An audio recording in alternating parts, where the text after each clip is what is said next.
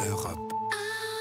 Cyril Lacarrière, bonjour. Bonjour. Vous êtes journaliste au quotidien L'Opinion. Dites-nous, la question est simple. La domination de BFM TV va-t-elle durer ? Écoutez, en télé, rien n'est acquis, mais l'avance de BFM sur ses rivales est telle que l'avenir peut paraître plutôt dégagé. Voyez plutôt, l'audience de votre chaîne Hervé Bérou fait 4 fois celle de LCI, 5 fois celle de CNews, 8 fois celle de France Info.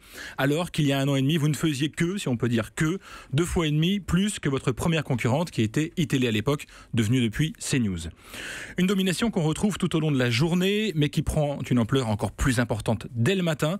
En fait, à cette heure-ci, c'est ce qui est intéressant, BFM ne se compare plus aux 3 autres chaînes d'infos en continu, mais aux chaînes généralistes comme TF1, France 2. Jusqu'à midi, en moyenne, seule France 2 devance BFM TV. La recette de ce succès a plusieurs explications. D'abord, votre numéro. BFM est la chaîne numéro 15. Vous êtes juste avant CNews et bien avant les 2 autres. Un avantage indéniable. Et il y a ensuite la montée en puissance de vos équipes. BFM compte 300 journalistes. C'est une centaine de plus que LCI. Quant à CNews, né sur ce qu'il restait de iTélé décimée après la grève de l'automne dernier, elle pointe plutôt autour d'une centaine de journalistes. Même chose pour France Info.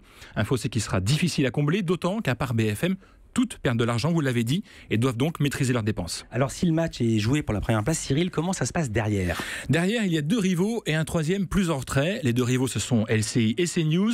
D'ailleurs, les 2 chaînes vont finir l'année sur une moyenne d'audience à peu près identique, 0,6%. Ce qui est intéressant, c'est que chacune a des forces très différentes. Pour CNews, cela se situe plutôt en début de journée. La matinale distance largement sa principale concurrente et elle garde ce leadership jusqu'à environ midi. La force de LCI, c'est plutôt la fin d'après-midi. Entre 17h et 20h, la chaîne d'info de TF1 prend l'avantage sur CNews.